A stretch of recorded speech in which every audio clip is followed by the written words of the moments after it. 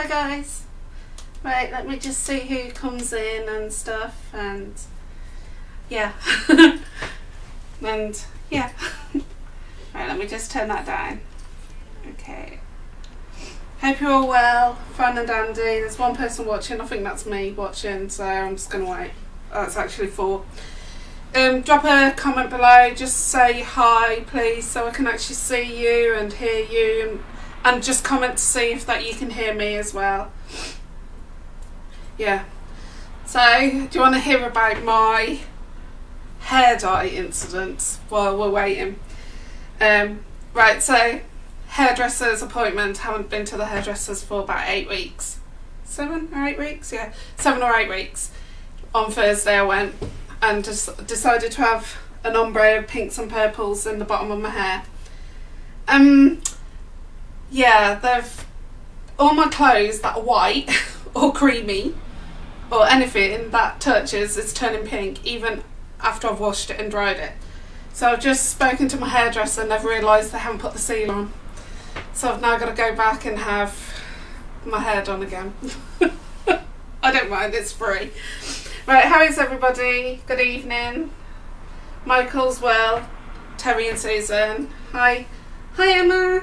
Hi everybody. Hi. Right, I'm going to keep looking down because the phone is here with all the information that... Right, so tonight I'm going to be showing you how to measure an iPad or a book or something that's oblong, square, but not with so much depth. We're going to start off thin and then we're going to build our way up, and then we're going to build our way up to making bigger cases and bags through the year for items within everyday life.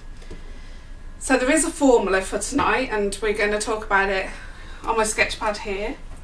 I have already pre-worked out the measurements for my iPad that I'm measuring. However, I'm going to show you step by step how to measure it, what extra measurements you need to add to it for like the seam allowance, for the wiggle room as I call it and stuff like that, and how I dissect a drawing. I'll show you the drawing that I've done. It's a basic sketch, you don't have to be able to draw.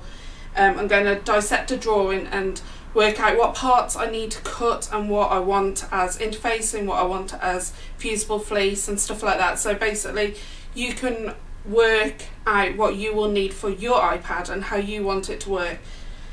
It doesn't have to be an iPad, it can be a bookcase, it can be something that you make for take prayer book or whatever you want to and take to church or whatever. So please might we go to the overhead camera please. Hi everybody. If you have any questions please don't hesitate to ask. Yeah, by the way, there is no electronics, it's all going to be me handwriting, so please do excuse the nasty handwriting. Right, okay, so all I always do in my large A3 sketch pad, and as you know it's got squares, I do a quick sketch in my top hand corner, doesn't matter where I do the sketch, of kind of what I want it to finish look like. So for instance, here's my youngest's iPad. I know he wants a zip at the top, he wants a pocket on the front so he can put his cables in, and if I use it and stuff like that I will put my my little headphones in and stuff like that, but he carries some big headphones, so I will be using those headphones in another another live to be able to show you how to measure those headphones and make a case for it, like a round case, and you can use items within your house to make your template and stuff. So this is going to be a series of tuition on how to measure items and make your own templates for them. I'm not going to show you how to do it all on the computer, like when you get the templates in your patterns, they're all digitized. I'm not going to show you that because that's something that I'm still learning myself. I have to get other people to do that for me. So yeah, so I won't personally show you that, but I will show you how to design templates within household goods, especially if it's a round object. It can be made using a plate, or you can buy a circumference one of those triangle things that you go round. So we're going to hit on that every so often through the year. So it's not going to all be one after the other. It's going to be like a section each month or something. Right, so I've got his Samsung. It's not an iPad, it's a tablet. And you will need a calculator if you're like me, pants at maths. So I know I want bias bound, not bias binding, I want quilting binding at the end so I can white the corners to have it a neat cornered edge. However, with likes of this, it has got a depth, so we need to work out the thickness and the length and the height and the width, basically, so we can make it perfectly snug but with a bit of wiggle room, but also we need to put in a zip. So first of all, there is a few things that you need to write down. Is you will need to know the height, the width and the depth of your item. We're going to ignore the 1 inch at the moment that I've written here. So we need to measure those 3 parts first. So the height is, because he wants it to load that way, we're going to measure that way from here to here. However, if you've got a tablet and you want to have the zip opening up this way, this would be your height from here to here. Okay, so we need to measure that. Right, so you're going to pop your finger on the edge of your device and measure down to the bottom. So mine comes to 9 3/4. So we make that. Can everybody see my writing? Just to make sure that they can see the writing on here when I write in biro. If not, I can move over to the permanent marker. Right, so the width for my case is going to be from here to here. If you're doing where the it loads in this way, where your zip will be on this side, it will be from here to here. So, is it big enough, Princess, my writing? It's a bit faint. Right, okay, I'll move over to the permanent marker. So that's 9 3/4. Okay. So I'm measuring the width now. So, pop your fingers on the edge and because this little flap opens up, I'm going to add 1/4 inch to this. So it's 6 3/8. Actually, I'll just probably go to 6 1/2. So it's 6 3/8 with the flap closed, but because it wiggles a bit, I'm going to go 6 1/2 width. So 6 1/2. This is all in inches. Okay, and then my depth is approximately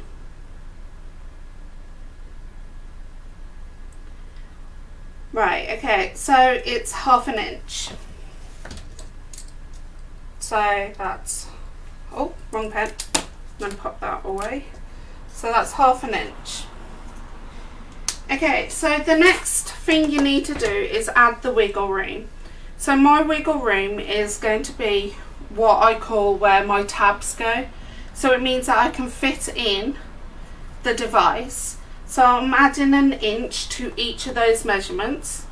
So that's 10 3/4. And that's 6, no, sorry, this is my dyslexia coming out, 7 1/2. Okay, we're not touching this one at the moment. Okay, so we're still at 1/2 inch. Okay, so we need to then work out, when I put SA on any of my working out pages, I'm talking about seam allowance. Because I'm doing a quilting binding style, and I'm going to stick to a quilt binding which is 2.5, and I will tell you why I'm sticking to 2.5 in a minute. That's 2 1/2 inches wide strip of binding. I'm going to have a seam allowance of 1/4 inch. So you need to add 1/4 inch to this. So that's 10, 11. And then another 1/4 inch to this one. So that's 7 3/4. Okay, and then, I should have had ×2 here by the way. You're going to add another 1/4 inch to both of these because you've got double the seam allowance on either side and top and bottom. So now that's 11 1/4, and now this is 8 inches. So I've worked out when I need for cutting, this part here will be 11 inches and 1/4, and this part here will be 8 inches. Is anybody else having freezing problems? Hello, hello, hello.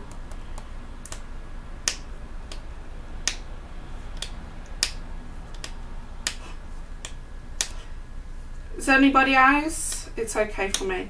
I do actually think it's some people's internets, unfortunately. I'm sorry about that, guys. It's not happening on my mainframe computer or my tablet here. I do apologise, or my husband's phone that I'm on. Right, so we've done all the measuring for this. Now we need to work out what components we need to build this for. Right, so if it does keep freezing, guys, and you don't want to carry on watching, you can it will be in the group as well. I do apologise, guys. Okay. Right, okay, so what I've written here, which you probably can't read, and I will read it out, is all the components that I need to make this bag for Curtis. So I need a main body, which is the front and the back. So that's this part and this part. I need zip tabs, which are going to be here and here on the case. I need a flap, which is going to go there. I need a pocket, which is going to go underneath the flap. And then I need the quilting binding. And then basically that's this part that's going around here. So that's this part here.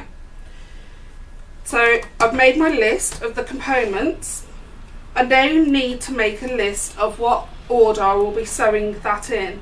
I always do that first, so then I can work out my cutting out of how thick those areas are going to be. So first of all, I've got binding here and here.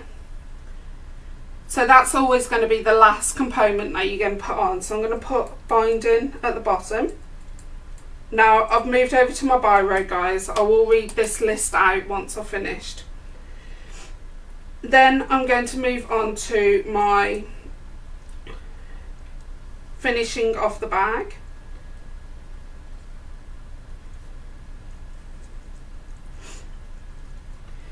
Okay, so the first step, I know for instance I'm going to have to make this flap.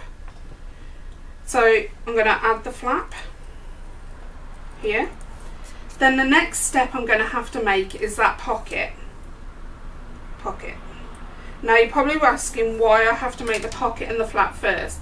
It's because it needs to attach to this main body piece here, before I add the zip part on. Okay, so once I've got those two parts, I need to make the zip tabs, which are these parts here, and then finish off the zip.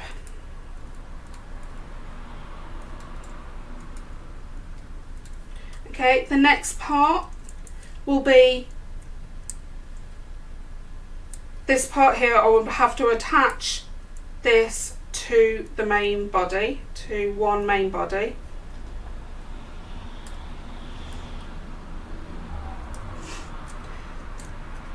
Then we're going to add the main body and the main body lining, body and body lining.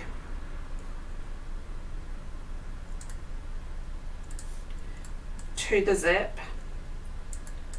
Oh.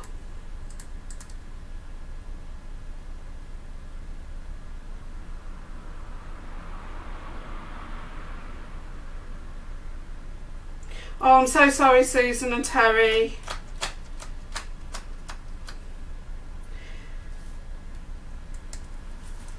So, and then you're going to add sew it all together.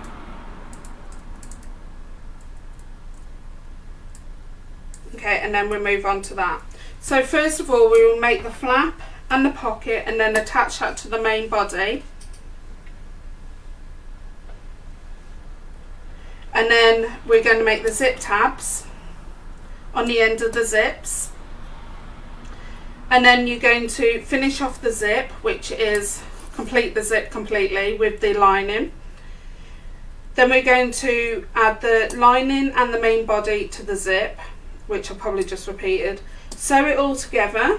So we will raw edge this together. And then we were going to, which is this part here, and then we're going to add the binding.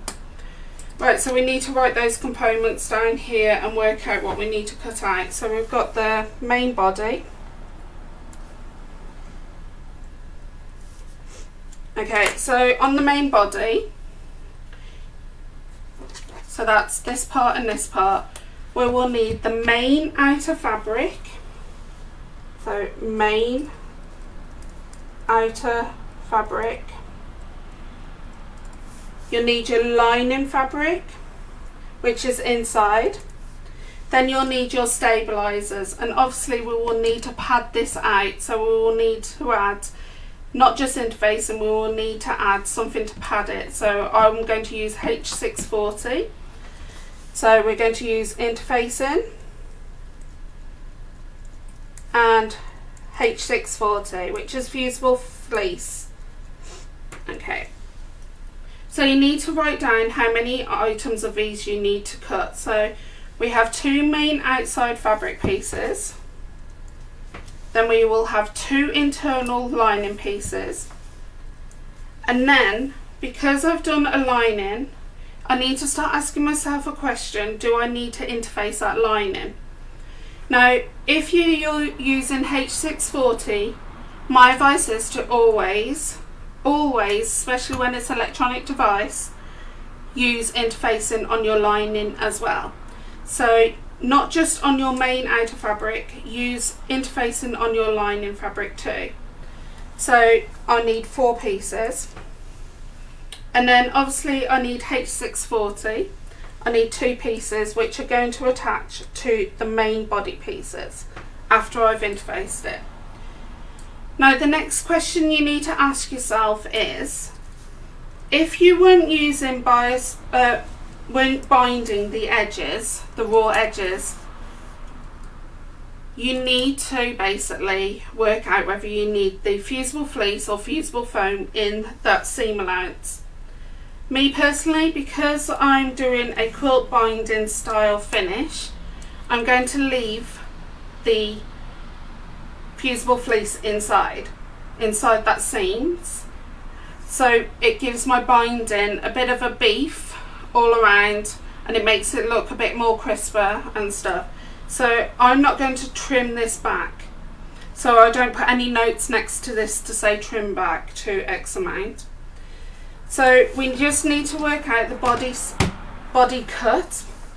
So the original measurements was 11¼ inches high by 8 inches width.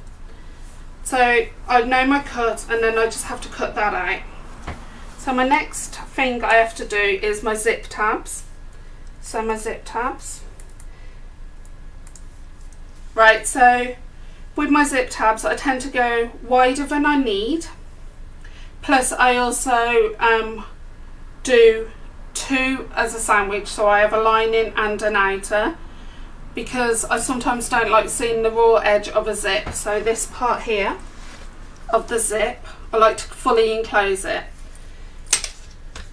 However, it's up to you whether you want to use lining as a contrast or whether you want to use 2 main pieces of fabric. Personally, I'm using 2 main pieces of fabric. So I'm going to use 4 main pieces of fabric. And that's the outer fabric. And then because this is about 1¼ inches wide, I'm going to go for 2 inches by 2 inches, then I can trim it back and make the judgment myself once I've laid it down, and you'll see me assemble it and why I've left it 2 inches by 2 inches. So the next component we need to work on is the flap.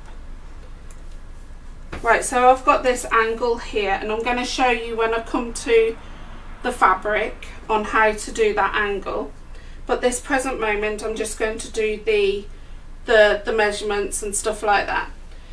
So I don't want that to go down too far. So if I'm just bear with me.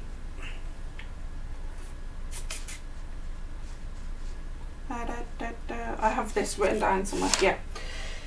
I don't want this to go too far. So what I ended up doing was working out how far that pocket was going to come up. So my device is 9 3/4 when finished, and I wanted to work out where the actual pocket underneath this flap would come up. So for instance, I liked it around about the 6-inch mark going up. So let me just move this around because my dyslexia doesn't work upside down. Right, okay. So I liked it when the pocket came up to about here or round about here.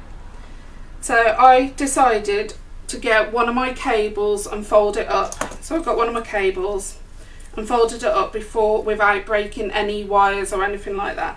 And then I just basically placed it in on my rule, and to see if it stuck around about that area. I wanted personally to go right inside, so it gives me like 1/2 inch to 1 inch up. So I basically just took an estimate of 6 inches. Then I needed to add the seam allowance on the height. So my pocket, I'm just going to make a note here. I want it 6 1/4 high. I've just made basically a mental note for there. Now we've got it at 6 inches because once we've sewn it together, it will end up being 6 inches. It'll come here. Then I want my flap to be a finished flap. I need it to be at least 1 inch higher. I say 1 inch, it could be up to 3/4 to 1 inch. So if I estimate round about the 3/4 mark, then I need it to come down a bit because I'm putting 2 cam snaps on the actual pocket and the flap. So we measured down on the flap 3.5 inches. So if I'm going from where the 7 is down, so that's 2.5. But then we need to add the seam allowance on the top and the bottom, so that's 3. So I'm doing 3 inches high on the flap. 3 inches high. Now you're probably wondering why I haven't got a width, because we've already kind of got the width here, and it's already worked out our seam allowance as well. Because we are doing 1/4 inch either side seam allowance, and we're doing 1/4 inch for the whole thing, I'm basically going to just move my 1/4 inch in, and that will give me my finished flap. So my flap will be, wide is 8 inches, so that's width, and then that's by the height of 3 inches. So my flap I want padded, and I will need a main fabric and a lining fabric. Now I'm using, on what I've cut over here, 2 pieces of main fabric. So personally I've gone for 2 main fabrics pieces. So I'm putting 2 main fabric pieces, main outer. Then because it's outside, I've got cam snaps and it's going to be pulled quite a lot. I do need interfacing on both of those pieces. So I've got 2 pieces of interfacing and 1 times H640, and that's the fleece. Now With flaps, I always personally say you need to trim them back. So you're going to trim it back, the seam allowance. So I'm going to put a T, which means trimmed, and it's going to be the seam allowance, which is 1/4 inch. Okay, so the next component we need to do is the pocket. Right, so the pocket, we've already worked out the height. So the finished height will be 6 1/4 high. And then it's already, the seam allowance is already allocated here. Is either allocated here. So we're just going to use the same one measurement here. Sorry guys, some are okay and some aren't. I do know mine hasn't jumped yet, so I'm wondering if it's anything to do with a storm in your area or something. I'm so sorry if it's happening to all of you guys with the internet feeds and stuff. Right, so the pocket, it's going to be the same kind of components of what you got in your flap. You need the body, you need the strength. So it's 2 main or 1 main, 1 lining, but I'm just doing 2 main, 2 interfacing, and 1 H640. And this is going to be trimmed back because we've already got the bulk from the main body pieces up here in those seams, and we don't want to add any more bulk to that.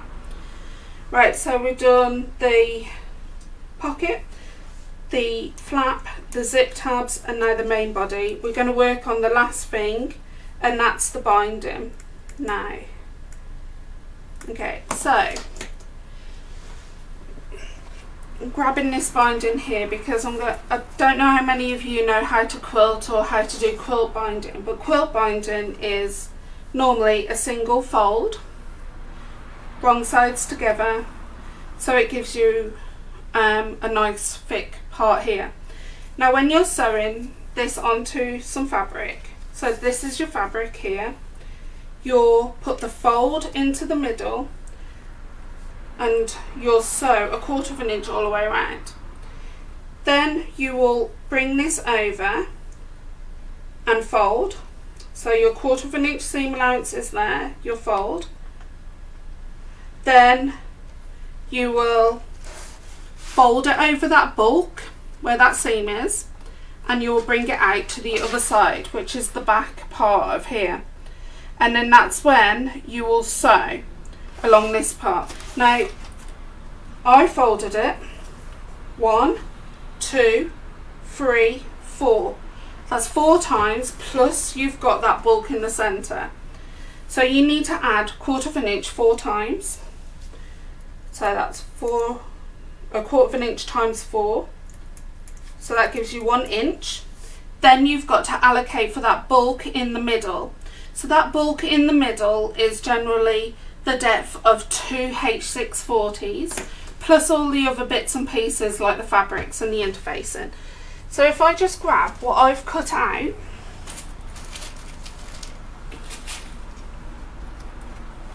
for the main body, as you can see, that's quite bulky as it is. However, when we sew it all together, it does shrink down a bit. When you push those 2 pieces together, or those pieces together, it makes around about 1/4 inch. So you need to add that 1/4 inch on to that 1. So that is 1 1/4. So I've got this folded at the moment, so this should measure 1 1/4. So if I hold that down, that is exactly 1 1/4 from the fold to the raw edge. But we need to be able to fold it over twice. So you need to times that by 1 1/4. So that gives you 2 1/2 inches. So we need strips of 2 1/2 inches. Now personally, to know how much binding you need here, you need to measure those 2 sides and the bottom.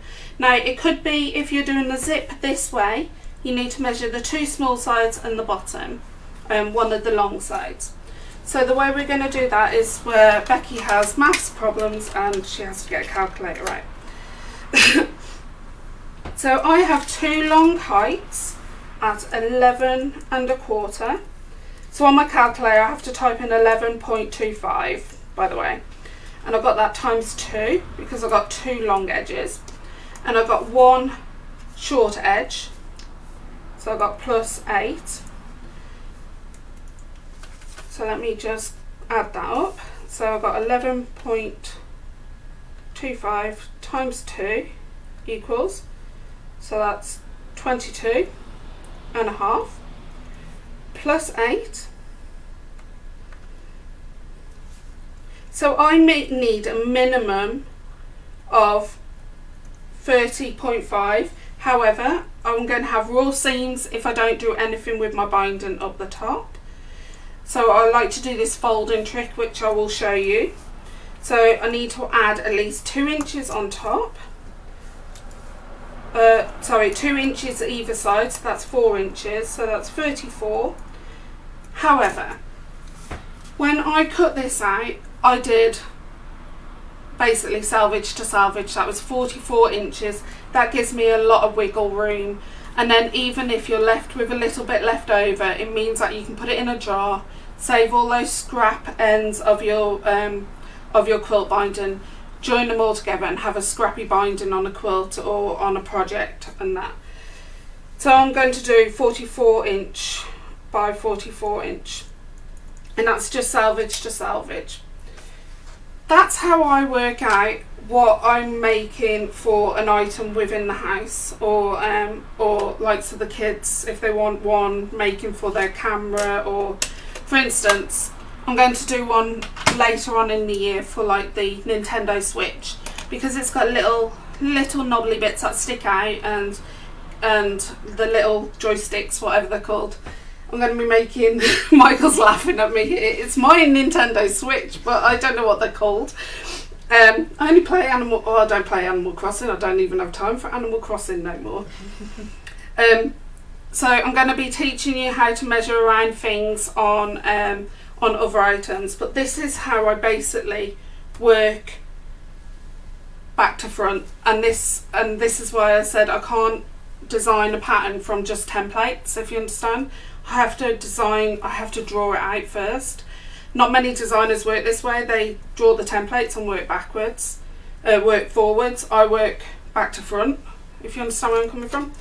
So that's how you basically measure an iPad. Now, has everybody caught that? Do you have any questions or anything?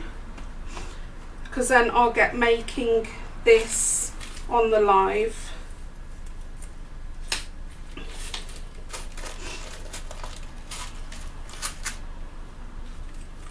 Anybody? Or is everybody having problems? Am I just going to have to keep carrying on?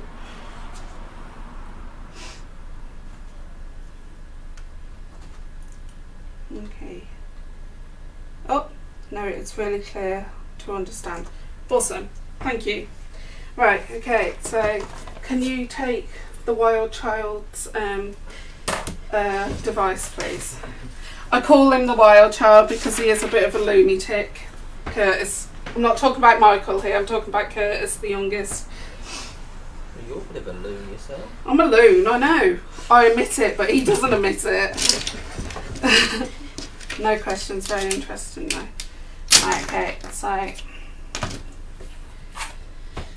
Okay, so I've already gone ahead, pre-measured everything, interfaced, fusible fleece. So I'm just going to go through everything of what I've done and what I've trimmed back. So we start off with the main body. Yes, Curtis and me share the same tablet, so I decided to pick the fabric for it. So I went for this one. I like girly, but it's blue, so he can live with it. It's got pink binding. I know, don't give me the frown. Right, so I've got two main outer body pieces, and I've cut it to the size that was the measurement, which was 11.25 inches by 8 inches. I've done the fusible fleece and the fusible interfacing on the back, of both of those, and I've not trimmed those back because we need it for the body for inside the binding. So I've got those two pieces, but I've also got the lining at the same width and same height, and I've got the interfacing attached to the wrong side as well on both of those. Okay, so that's that. Then I've gone for the pocket.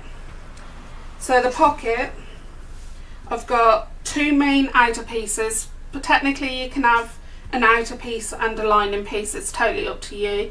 However, I didn't have much in my own personal stash of this grunge, so I'm keeping this for a project. Even though I do sell it in the shop, I try my hardest not to use. I love that grunge. Yeah, I've got more coming. I have got this grunge in the shop, however I've got a small amount in the shop. So right, so we've got the pocket here, which was 6¼ inches high and 8 inches wide. So on both of those I've got interfacing, but on this one I've got the fusible fleece, but as you notice I'm 1/4 inch trimmed all the way around, so that means that I can it won't be in the bulky seam area. So I've got both of those. The next thing that I have is the flap. Now I'm going to show you how to do the angles. Can you take a picture of your working out for? I was going to, Lynn. I can't scan it in, but it's going to be a photograph because I work on A3 sheets. I haven't got a scanner big enough for A3, but I can take a photograph. Okay, so I've done the two main outer fabrics. Like I say, you can do one lining and one interfacing, and then one interfacing, one main fabric, and then you've got your interfacing on both of those, plus the fusible fleece which you trim back. Right, so with this, how to get this, I just estimated what I wanted it to look like.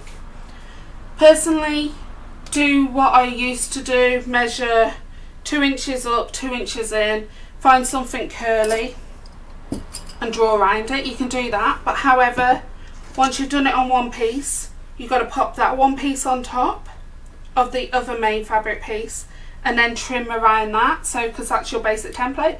However, you can draw your template onto a piece of paper.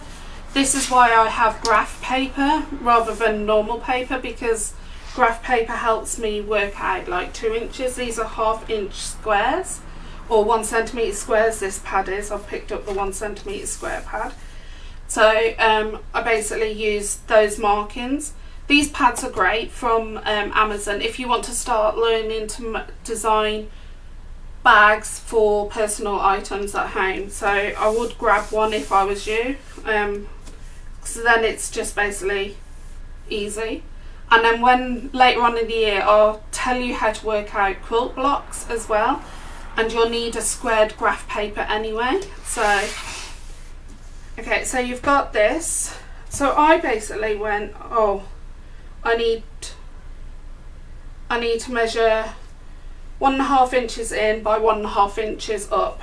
So I just popped that on my mat and used 1½ inches in and marked with my rule, and then 1½ inches up I marked with my rule, and then I just got a quilter's rule and laid that on the 2 marks and just cut. And then obviously I transferred those markings onto the second piece, and I did that for both. Now to make sure you've got the correct cut, you can always fold it in half, match up that long edge at the top, and make sure that those 2 points match up here. You can do that for all the pieces and all the corners. So that's my flap. Then I did my tabs. Like I say, I always cut my tabs larger than needed. I don't know if you've noticed on all my patterns, they're all larger than what you need. So I've got those. And then the last thing is I did my binding, which I've spoken about. I just cut 2½ inch strip from selvage to selvage. And when I say selvage, if you're new to what selvage is, that's the bit that's got the writing on to the other end that hasn't got no writing on. Okay, so let's start. I'm going to pop this over to one side. I kind of know what sequence I need to do this in. I'm going to start off with my flap and my pocket and attach it to my main body. So I'm going to grab one main body piece. Which one do I like? Probably go for this one. Don't ask me why, because it just says pick me. Then I need my flap and my pocket. So starting off with the pocket, I'm going to pop them right sides together, clip along that top edge, so make sure your fabric is pointing the correct way. And evening, Karen, if it's jumping, if it's skipping or whatever, some people's aren't and some people's are. I don't think it's my fault because mine hasn't said interrupted or anything like that at the moment, so I don't think it's my fault. I think it's because we're due some storms and that. So I apologise now in advance, but however these videos stay within the group and the workout sheet that I've just done the writing all about, I'm going to pop in a photograph as Lynn's request. Right, so I'm going to sew 1/4 inch along this top edge here. However, while I'm at the sewing machine, I'm going to do the flap. So I've got my flap pieces, pop those right sides together. Oh, sorry Lynn, I spoke too soon. Oh, that's great, Pauline, that's brilliant, I like that, I like that. I'm going to pop this part here, clip, clip, and clip. Now I need to leave a turning gap. So my turning gap's going to be on that long straight edge, because this is the part, is the bit that we attach to the main body piece. So I'm going to leave quite a hefty one. Michael, I'm sorry. I think I broke my seat earlier on and it's not comfortable, is it? Sorry? Because I was sitting on it weird. I'm sorry. So sorry, Michael. You need a new chair anyway. I do need a new chair. I do need a new chair, but there's no white ones that I like. Or pink. Yes, it does have to be pink or white. Right, okay. So I'm going to go to my sewing machine. I'm going to reverse my stitch at the start and at the end of here and sew 1/4 inch all the way around.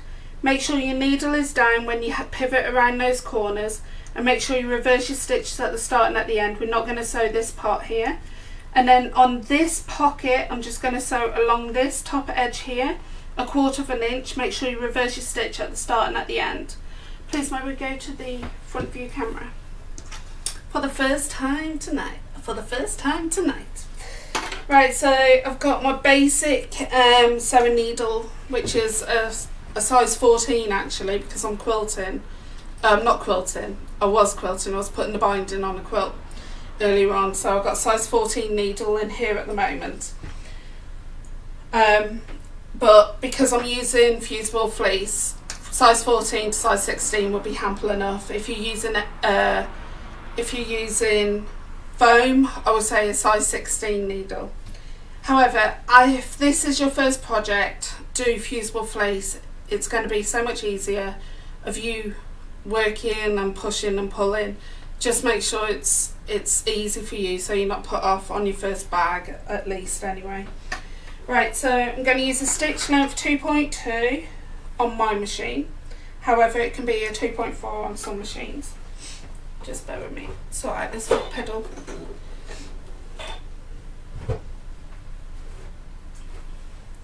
Okay, so make sure you reverse your stitch at the start and at the end. And you're doing 1/4 inch seam allowance, or whatever seam allowance your project needs.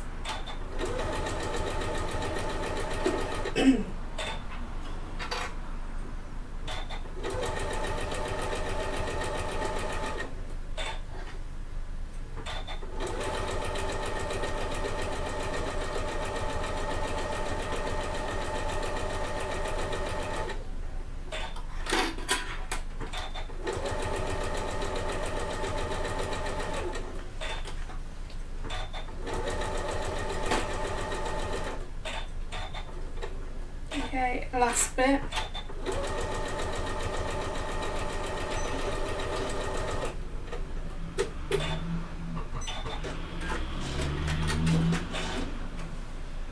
I'm sorry, I'm eating dinner. This is fascinating.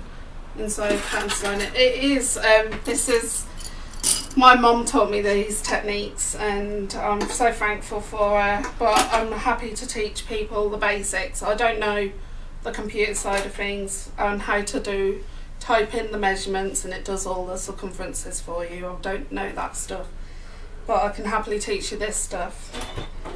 Right, so I'm just going 1/4 inch away from the edge on the top seam of the pocket and reversing my stitch.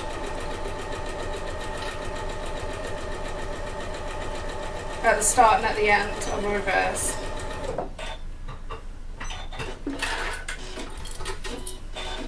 Did anybody get caught by the frost on Saturday? Or did you have frost? Because I went flying, didn't I, Michael? Yeah. And hurt my back. Please, I'm going to go to the overhead camera. Thank you. Thanks. Thank you. Right, let's just turn this on. Video quality on my iPad is awful compared to my iPhone. I'm watching on my phone book chat. Yeah, I've noticed that with Facebook. While it's live, the quality of the videos are poor. But when it comes to the watching it afterwards, the quality gets better. I really don't understand on iPhone and iPads, because I've got an iPhone. It's great when you're viewing it on your iPhone, like John Scott on a Sunday. I can view him on my phone, but viewing him on my iPad's strange. It's like, yeah. Yeah, I'm on Michael's Android because don't choke. Michael's eating is that the last mince pie? Yes.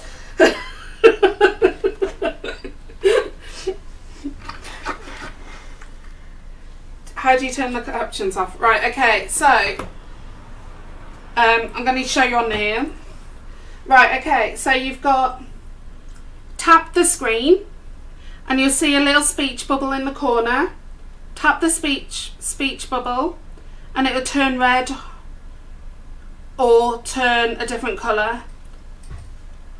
Okay, when it's a different colour, when it's plain, it should mean the captions are off. There should be a circle in the middle and it's got a cross for it. That's how you turn the captions on and off. Or is that the oh no, that's the comments. How do you do the captions? Oh, hang on. The 3 dots in the corner. Is it the 3 dots? Oh.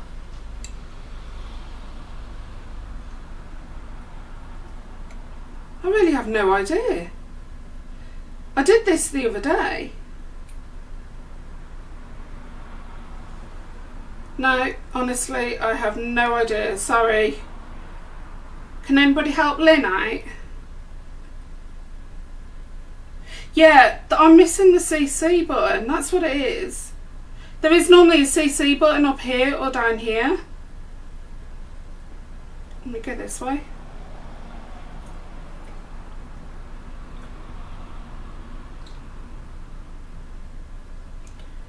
No. I have no idea. Sorry, Lynn. I'll figure it out because that's a question that popped up last week. Right, so I've turned that right side facing out. I'm just going to give that top seam a good press.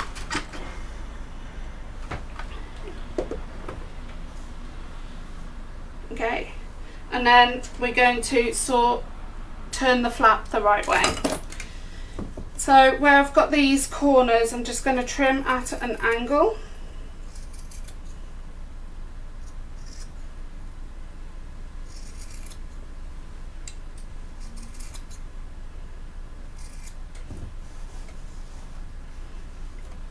Turn that down a bit. And then just get my pokey tool and turn that the right way out.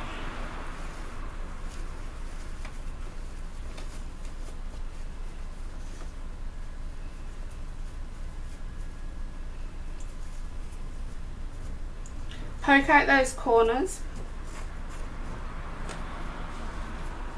Guys, I don't know if you know, right, so those who are new or who didn't see the post before Christmas, I did an extra free pattern in the normal group, which is the sewing pattern support group, called the Adventure Bag, or the Big Brother bag. Now, starting Monday night on YouTube, I'm going to go live twice a month on YouTube doing the patterns that I haven't managed to do all the videos for. So if you want to join us on YouTube, you're more than welcome. It's patterns that you've all done, apart from the Adventure Bag. The Adventure Bag's an old pattern from Sewing Quarter. And basically you can download that for free. If anybody in this group, I don't mind saying, if anybody in this group needs it printing off, especially the templates, and you order something from the shop, please ask me in a private message, and I will gladly print them off for club members, but I will not print them off for non-club members. Right, so what I've just done is poked the seam allowance up inside. I've poked the seam allowance up inside and given that a good press all the way around. Now I'm just going to top stitch from here to here, top stitch 1/8 of an inch all the way around. Michael, you're making too much noise, it's driving me nuts. And then I'm going to top stitch, yeah, more nuts than normal. I'm going to top stitch 1/8 of an inch away from this edge. Now I'm going to knock my stitch length up to a stitch length 3, number 3. Please may we go to the front view camera. Michael had this wrap, and Michael needs to always be doing something with his hands. I think I do as well. I think that's why we got Lego. And sorry, it's just thrown a birdie at me. Anyway, he had this wrapper and he was just messing around with it. I'm sorry if you could hear it. So funny. Right, so I'm doing 1/8 of an inch away from the edge. Reverse your stitch at the start and at the end. And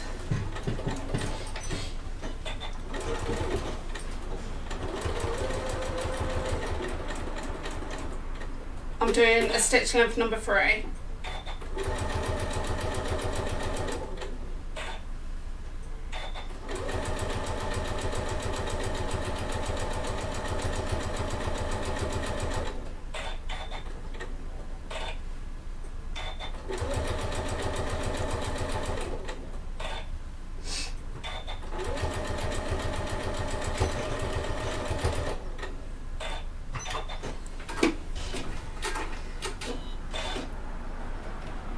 Keeps him out of mischief. It does. It does. It really does.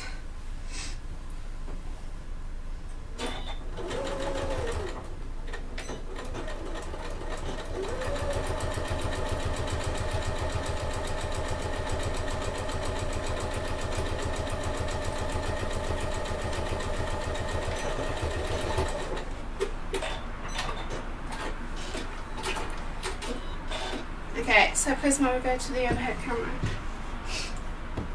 Okay, so the next thing. Right, okay, so the next thing we're going to do is work out where those cam snaps are going to go and fall. Just get rid of some of those loose pieces of thread. Okay, so this is my main body.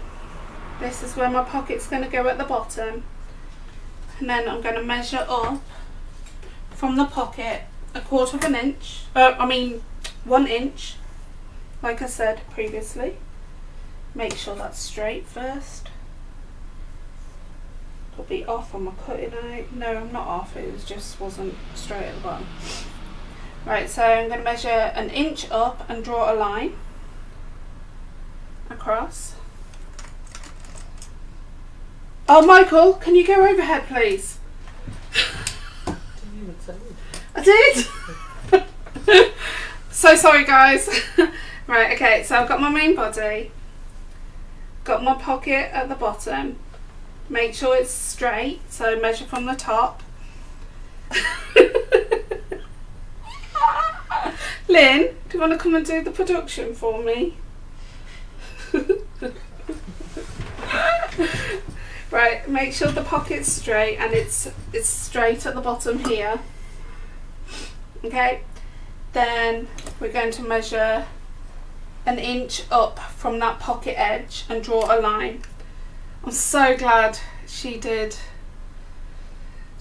one job, Michael, one job. He's playing with Right, okay, I'm just going to draw a line. Make sure it's a disappearing ink or something that is not going to stay on your fabric. Okay, so what we're going to do is pop the top edge of that to there. Okay, then I'm going to kind of work out where my cam snaps are going to go. So I want my cam snaps to be about 3/4 of an inch up, and I want them to be around about here. So I'm going to measure in from this edge here. Healthy size, a healthy part to put the snap in is about here. Because I'll tell you why, is because at this corner here it will keep rolling up if you don't do it near that corner and that corner. So I'm going to measure in, I'm measuring up 3/4 of an inch from that flap, and then I'm going to measure in 1.5 inches, I think, 1.5, yep, but I'm not happy where that's falling, so I'm going to go 1 inch up. Make sure I'm still on my pocket, back pocket area, but I'm definitely going to go 1.5 inches in from the flap edge here. So I'm going to mark there. And I'm going to repeat that same measurement on this side. So 1.5 inches from there to here, and then 1 inch up. So that's 1.5. So that's about here.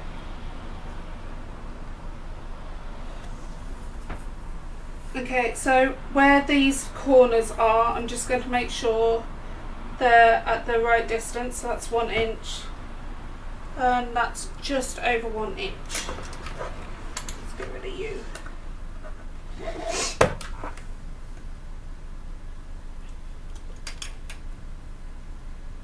Just making sure it's not too hot before I put this pen down. Okay. So we're going to now poke some holes into the flap and add the cam snaps. So if any of you have not installed cam snaps before, cam snaps have several parts to one snap. So let me just find those pieces. Okay, so one snap comprises of 2 pins. So that's the ones that have got the pokey up bits and they look like thumbtacks. Then you've got one that's got like a cylinder that sticks up in the middle, but it's flat on the outside. And then you've got one that is basically rounded on the outside and sticks in. So you pair those two together, like so, but you need 2 sets. So one of those will go on the pocket, one of those will go on the flap, and you need to find a second set.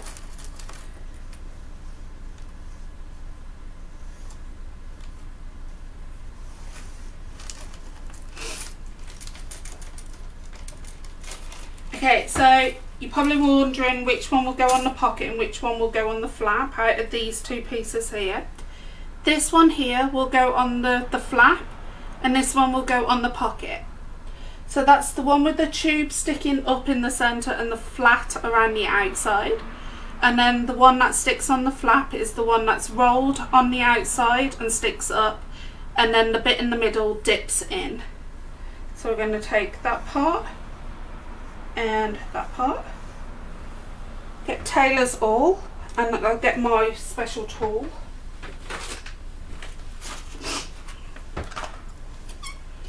I have got more of these on order, plus I've got some multicoloured ones coming, like pinks and blues and stuff, but they also come with cam snaps and a tailor's awl. It's like a little kit. I've got a couple of those coming. Well, I say a couple, I've got 10 coming.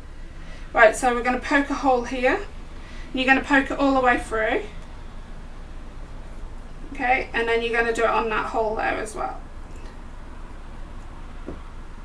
The flat part, which is the thumbtack, goes through the top of the flap, through to the back.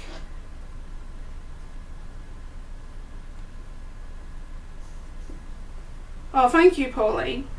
Then you're going to get this part here. Focus.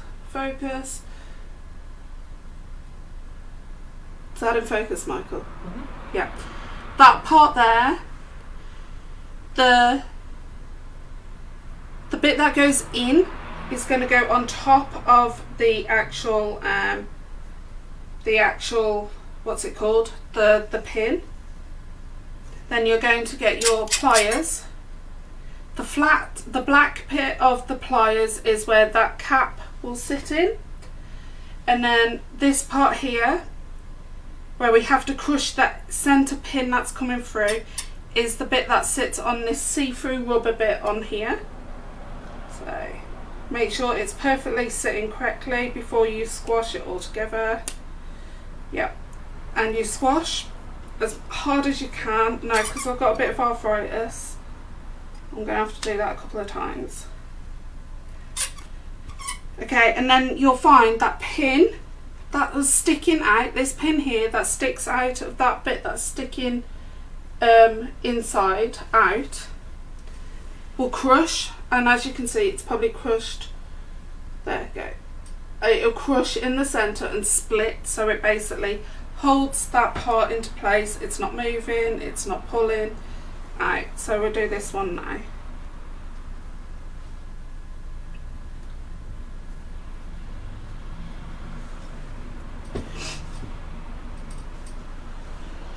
Oops, always happens that bit.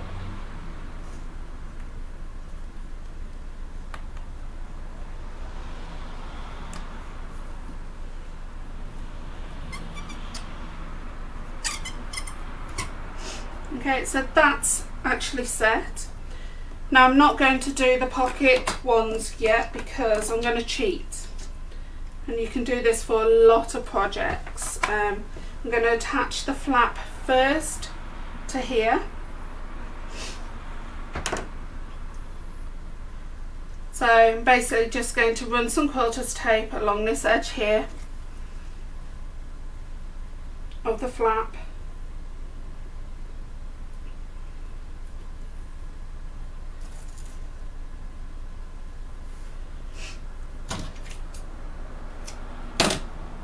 Okay, peel off that backing tape.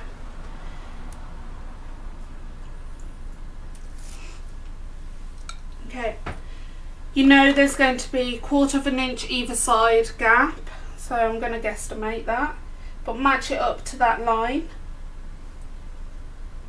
Okay, so I've done that, and I'm just going to top stitch 2 rows of stitching. Can you get the camera to focus, please? Is that focused again? No. Is that focused? Oh, there you go. Okay, I'm gone. Is that better, guys? Yeah. Okay. Yeah, sorry guys. I think it's this fabric. I'm not 100%. Just keep reminding me. There is a little button I can press. I've made that so I can press it now. Right, so we're going to run top stitching along this top edge first so we can close this gap here, and that's 1/8 of an inch away from the edge. And then we're going to do a second row 1/4 of an inch down, because obviously this is going to be something that's going to be yanked open like the kids do. So please, may we go to the front view camera, please. I'm just going to take a drink. Sorry guys.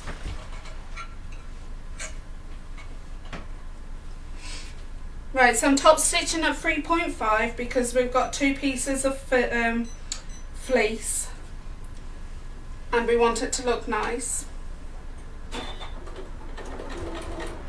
Make sure you reverse your stitch at the start and at the end, and your first row that I'm doing is 1/8 of an inch away from the edge.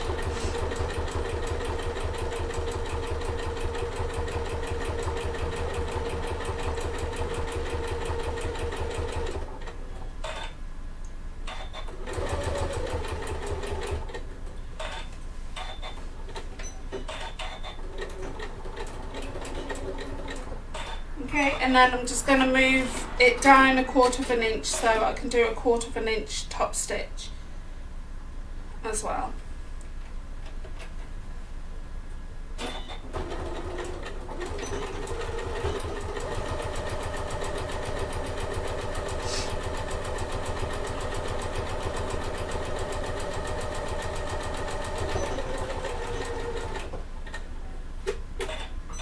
Okay, please may we go to the other camera, please, Michael. I said it this time.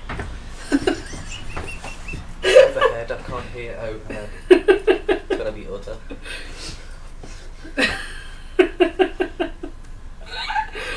Right, so I'm just going to fold that out of the way and pin it out of the way. Okay. Okay. We're now going to attach that pocket at the bottom, and I know we haven't got the cam snaps in yet, we will come round to that in a second. So we're going to basically, keeping you up, Michael. You just yawned. Right, okay, so I'm just going to clip down those 2 side edges.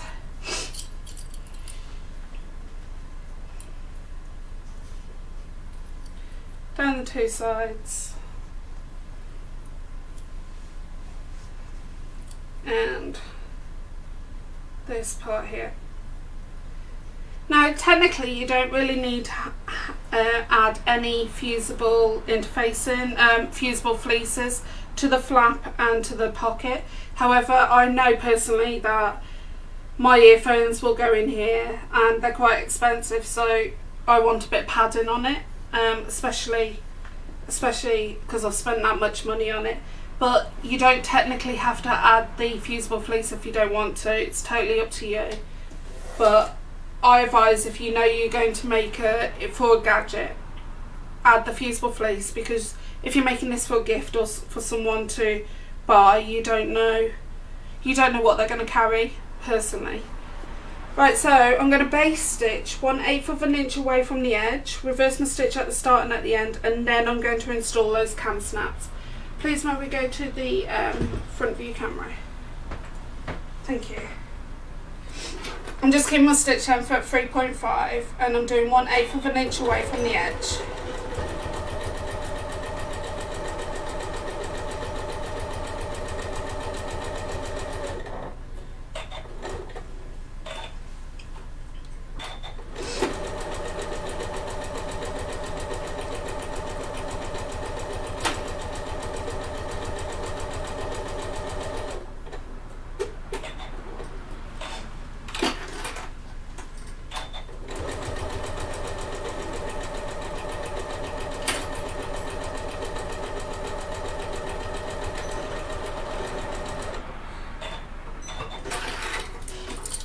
Please may we go to the other camera. Right, okay, so I'm just going to take that pin out. Right, so this is where I just guesstimate where those pins need to be installed. So I pull it back and I know one snap has to be there, so I've marked it, and then pull that back, fold it, and one has to be there. Okay, so get your fingers inside, because you don't want to poke all the way through, and just poke a hole through the 2 pocket layers like so. Then, oh, did I only get one of those out? Yeah, I did. Okay.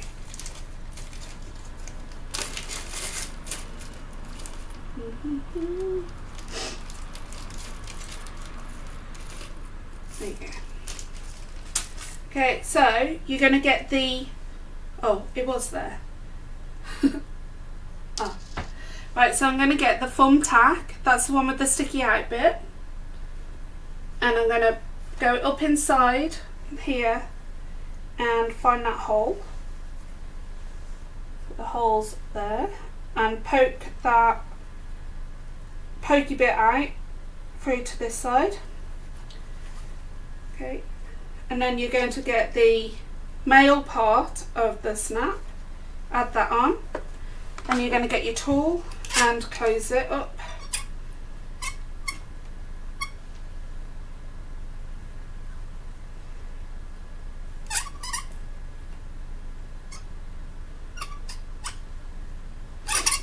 Okay, and then obviously, there you go, so that one's closed.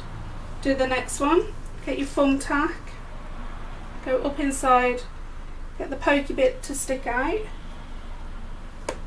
Now I've lost that hole on the other side.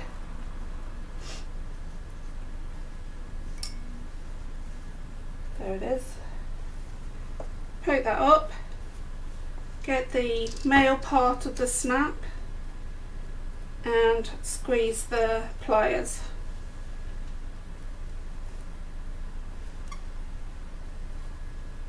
Is that tool better than the prim? The reason why I'm using this tool is because I can't find the parts for my prim. However, I will prefer to use the prim myself. Michael needs some oil, please. It's because this is making a squeaky noise. Can you hear it, Ben? Yeah, so Lynn, I've lost the black cap of the prim tools. I honestly think I left it as because I was going to use them tonight. I think I've left them at Sewing Street. I was about to say Sewing Quarter. At Sewing Street. However, these are handy. These are just already made up. I don't need to change any of the tools or anything. Components. Right, so I've got that all done. If you get any drawn lines, get rid of them, but I've managed to top stitch on top of mine. Okay, so I'm just going to pop that away.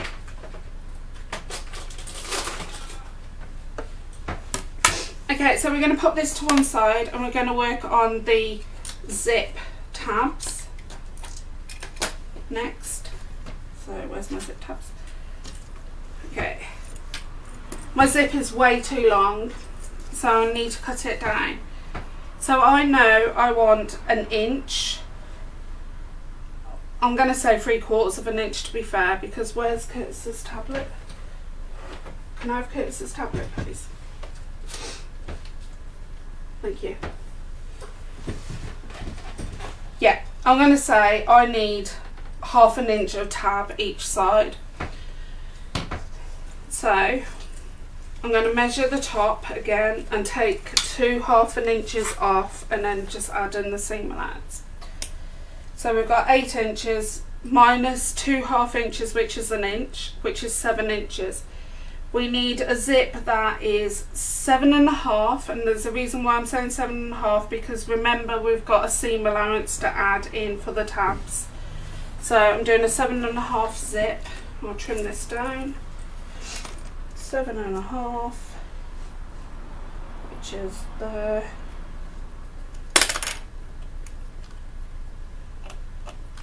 And not your proper fabric scissors.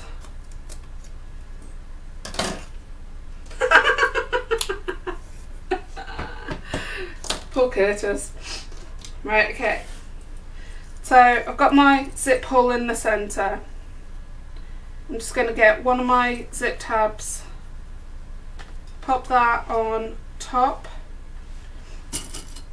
and clip that into place, flip it over, clip the other one. So that's right side to right side of the zip, but that's on the right side of the zip and the wrong side of the zip. I'm going to do that for both.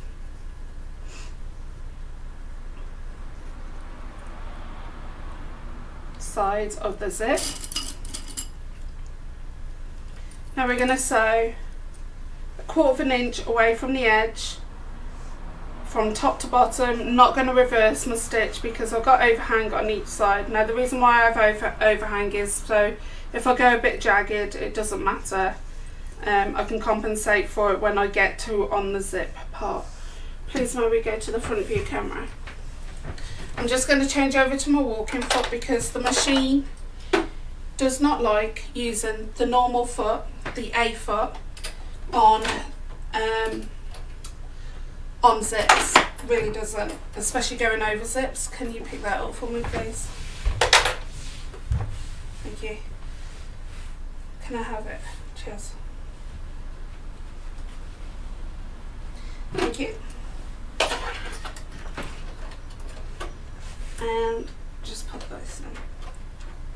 You're picking up the bits as you go along. Has anybody else got one of those floors in their sewing area or sewing room? And it's all like thread and little pieces of fabric and stuff like that. He's forever having to go around picking it all up for me. You and I. He loves me. Just this way a little bit.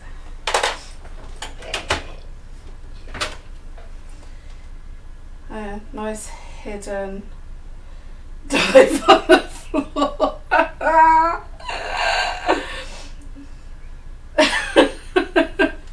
Yeah. I don't know if you guys watch Dawn Taylor. Dawn Taylor Sews. She's got a husband that helps her with the cameras as well. And there he was in the background, walking behind her, but crawling. It was so funny. We were all taking the mick out of her, and you guys are just doing the same with Michael. It's so funny. Right, so I'm going to sew 1/4 inch on both of those, making sure my stitch length is at standard stitch length. And that's 2.2 on this machine, but it could be 2.4 on your machine. I honestly don't know why it's 2.2 on this machine, but hey.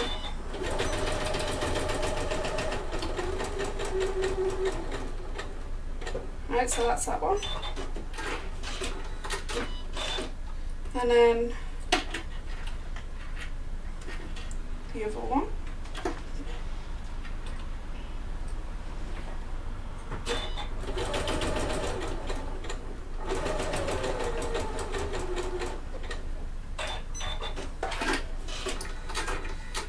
Okay, so while I'm here, I'm going to open both of those up so they're pointing out towards this way, and then I'm just going to top stitch along the edge 1/8 inch away from the zip.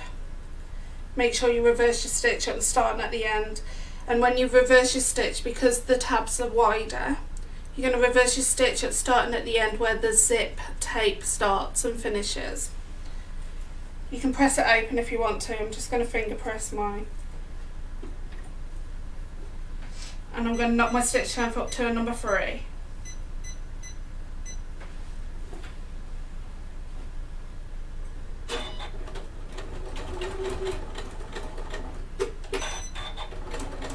Oh, that didn't reverse.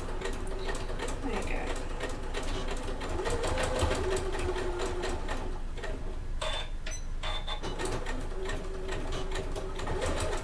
And do that for the other side as well.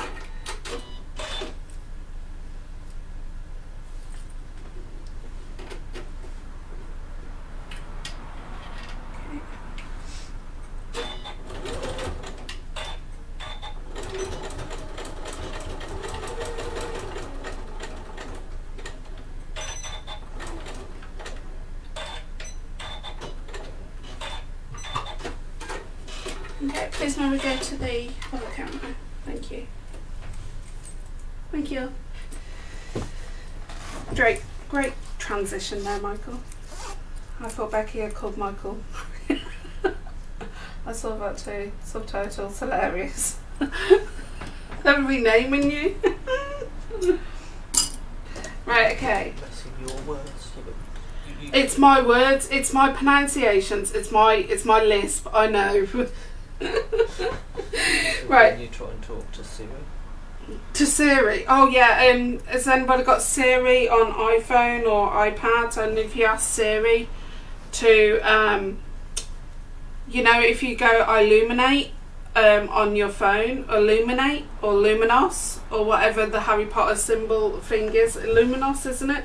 If you ask Siri to illuminos, it should turn on your torch. Well, mine comes up as aluminium. Right, so we need to trim back these parts here. So I'm just gonna trim those back. I don't know how he gets it or whatever, but it kept coming up with aluminium. I don't even pronounce that right, so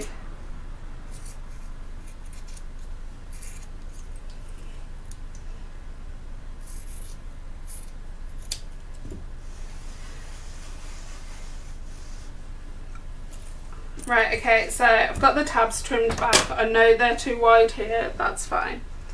We're going to find the centre of the zip. So what I'm going to do is match up the two folded edges of the tabs and just draw in. Now, I know some designers say snip into the tape, but did you know the tape phrase? Unless it's the ones that have been sublimated, so the ones that have got like galaxy designs and stuff, you can trim into those, but you cannot trim into normal zip tape. Is it phrase? Okay. So I've marked that top and bottom. And we need to find the centre of the top edge.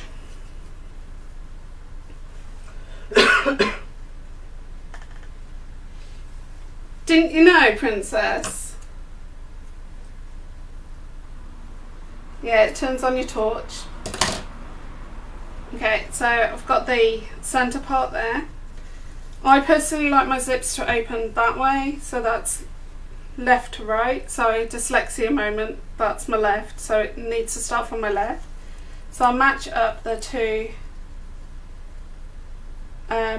centre points. However, I'm going to run quilter's tape to save me time, and a lot of you know I like my quilter's tape.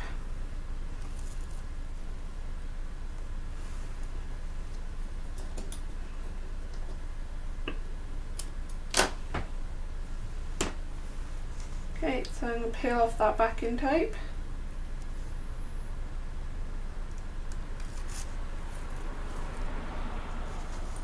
Okay, so there's my centre and my centre.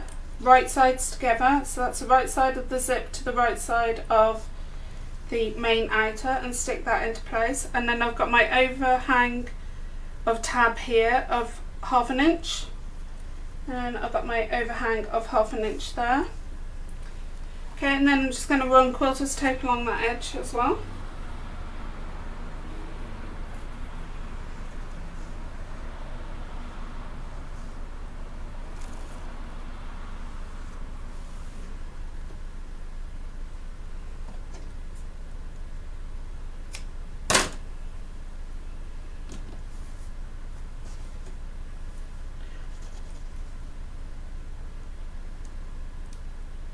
Peel off that backing. Now you're going to get one of your lining pieces, and right side's facing the right side of your main outer but the wrong side of your zip. Match up the edges like so. Okay, so I've stuck that into place. I'm going to now sew. Now I said we were using a 1/4 inch seam allowance, however I've got a number 5 zip, so that's a 1 centimetre, that's 3/8 of an inch seam allowance on top here. I'm going to reverse my stitch at the start and at the end. Me personally, I've got a New Year's resolution to start using my zipper foot more for accurate, so I'm just going to change over to my zipper foot. Please maybe go to the front view camera.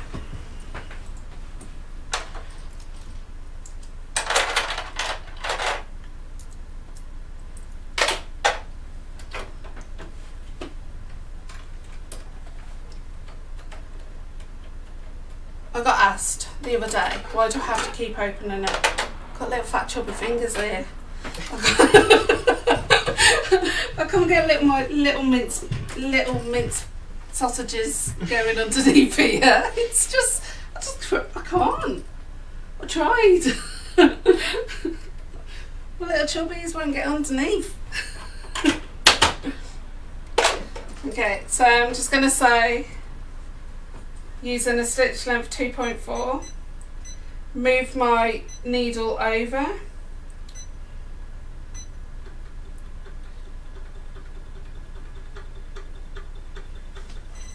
Thank you. And basically reverse and stitch at the start and at the end.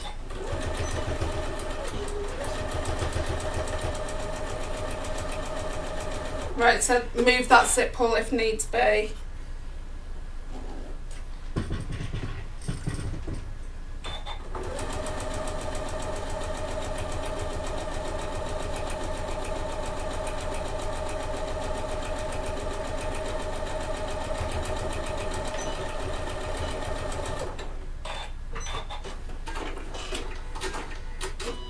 Okay, please now go to the overhead camera. Okay, so at this point, well, we've got it like this, I can trim back these excess tabs back on both sides. Okay, and then we're just going to press these open.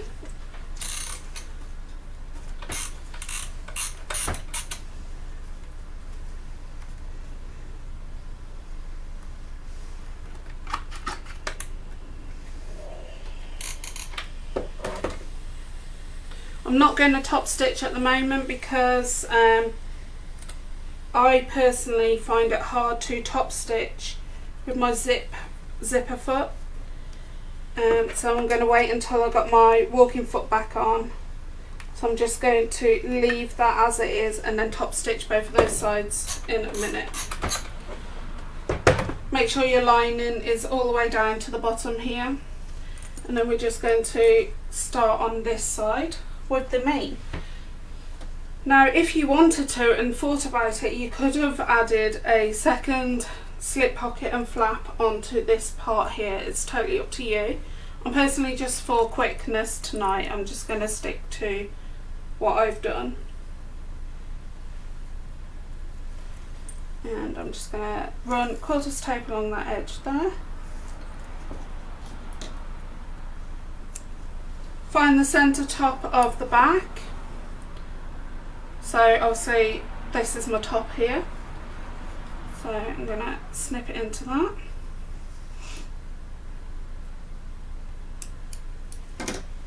Okay. Peel off that backing tape. And match up those markings. Yeah. And there. Flip that over and run quilter's tape along that edge. I'm going to start talking about next week. So next week we're going to start a toy. It's going to be the bunny, and I know a lot of you have been asking when the bunny is coming. So the bunny will be starting with you guys, however it will be going on Sewing Street on the 11th of February. Your kits, when on the 20th, I will open up a pre-order, but the pre-order will still be within the group until I can get that area, main area working for you guys, which is the access all areas. So those kits and pattern will be for sale, however the digital download will be free in the group. The bunny is constructed a bit different on the head, which I'll talk about in a bit. So we build the head first, we do all the features first, we add the joint in at a very early stage, and then we move on to the body. The body is done different than normal, than the other bears, so we're going to work on that. Right, so I'm just going to stitch this, and then while we're on that view, the front view camera, I'm going to quickly press this open and then change my foot over and top stitch it open. So please may we go to the other camera, please. Right, so remember to reverse your stitch at the start and at the end.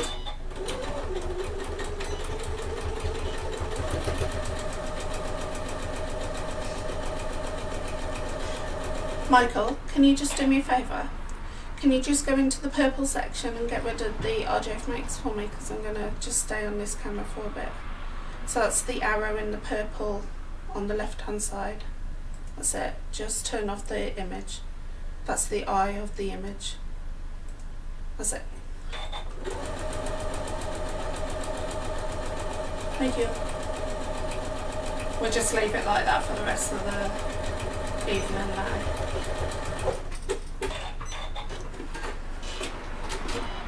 Michael, it's Mummy.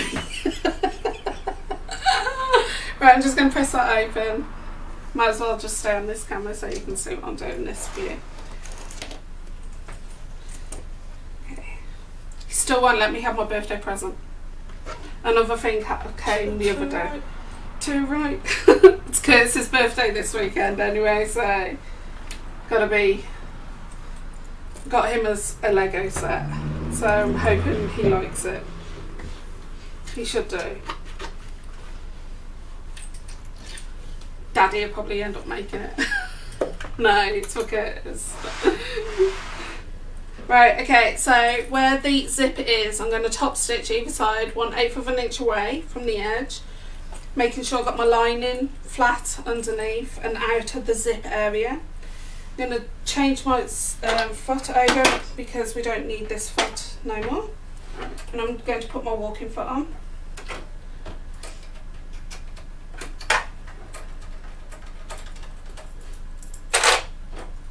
And I'm going to knock my stitch length up to a 4 because there's a bit of bulk in this area now.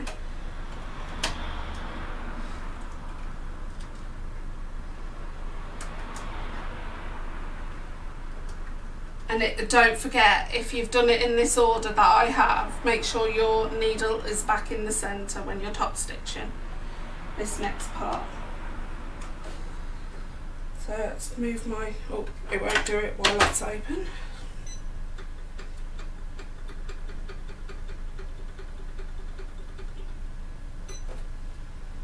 Okay, so I'm just going to top stitch, knock my stitch length up.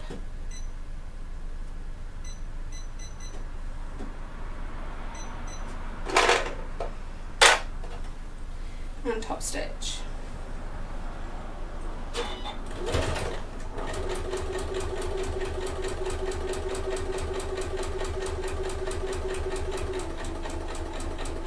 Make sure your needle is down when you have to move that zipper foot out of the way.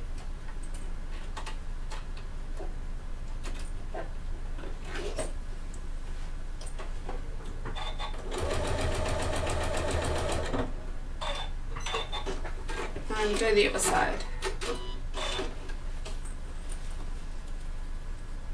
Oh, there's always one, isn't there? Don't let her have it, Michael. Damn.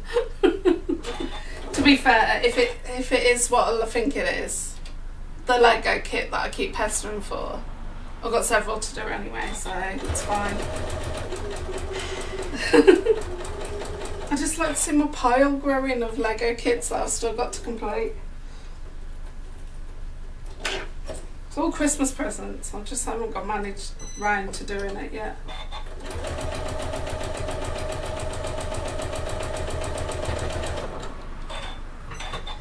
Okay, please may we go to the overhead camera, please, Michael. Sorry, Becky. No, Pauline, don't say sorry, honest. I'm just being a big child, that's what it is. Yeah. Yep. The only time you're going to hear Michael tonight, yep. Right, so I've top stitched both sides. Not the best, but it's for me. So I'm going to bring the two lining pieces, the body pieces all together in one piece, because remember I'm having a raw edge because I'm doing bias binding. So first of all, I personally like to clip these together first, the lining pieces, match up the edges, and then I'll move the clips as I go along. So So let's bring that down to match that edge.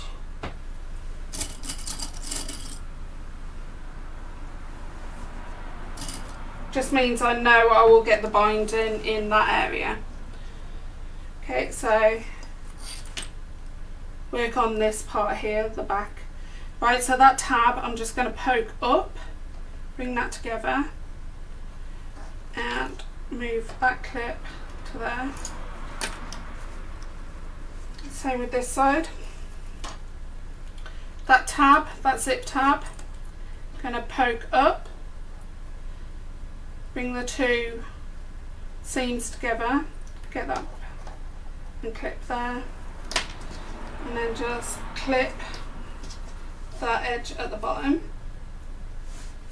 there, and then I'm just going to fold this one down, remove that clip at the bottom and clip all those layers together, and that there. Okay, first of all, before we go clipping any further, I know this is going to catch in my binding, so I'm just going to pin there, so it's out the way. And so with this one, we can always put an iron on it where that crease is afterwards.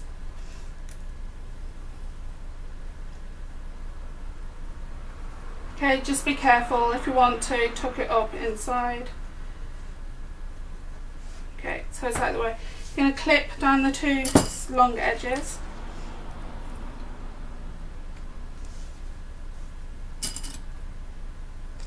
Okay. Clip and clip.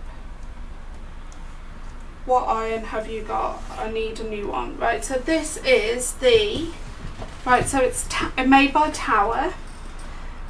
It's called the Tapered Foot. It's called the Kala Glide. Private message me afterwards to remind me, Dawn, and I will send you the link. It's got a chargeable base, so it can come off. Okay, I'll find it on what's it called? I got it from the Long River Amazon.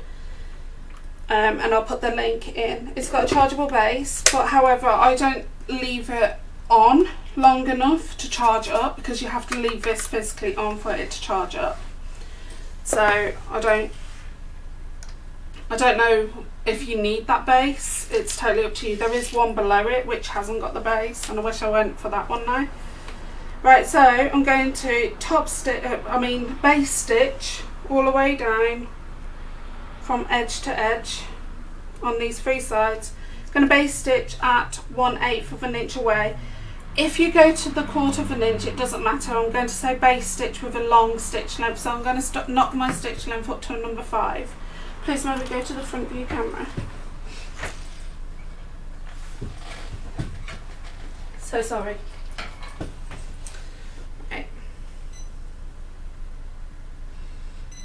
Right, okay.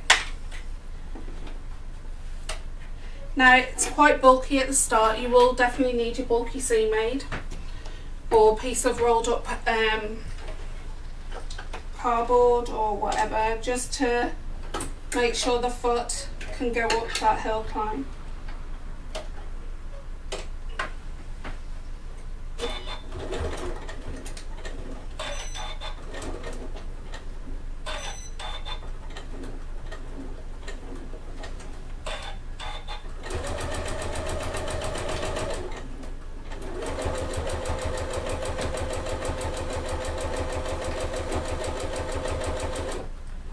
Make sure your needle is down when you pivot around that corner.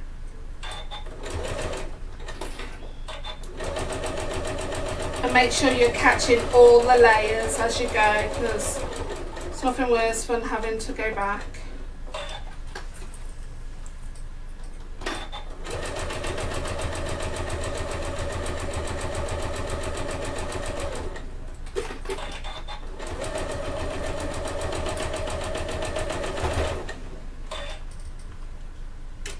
I'm just popping that at the front so it doesn't damage my plate, my needle plate. Okay, please will you go to the overhead. Okay, so before I go any further, I'm just going to double check this. Yep, that will fit. So it's a tight squeeze. If you want to, you can take those zip tabs out. I personally like a tight squeeze because we have a small bag and it won't be in this case. Let me just take it out of that case because it won't be in this case.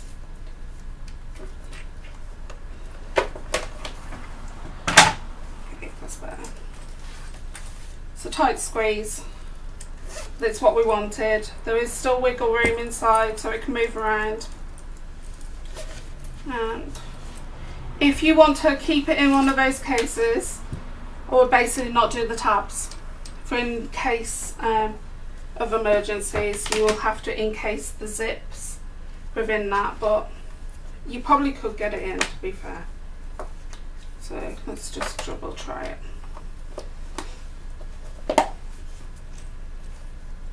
It will go in. It did. Did go in. There you go. It does go in. Okay, so it is a tight squeeze. If you don't like how tight I've done it, add 1/2 inch to 3/4 of an inch to your length, your width, sorry, or your height. Totally up to you. Personally, we like all our cases to be small because we have small bags for when we take the kids out, and we don't like it too wide and stuff. Right, okay, so just the binding. Right, so I've folded that wrong sides together. Okay. Going to move my zip into the centre so it's totally out of the way. Going to overhang it at the top by 2 inches or approx because I've cut quite a large amount. Then I'm just going to clip that there just for now. And then I'm just going to clip all the way down to where about 1.5 inches away from this corner.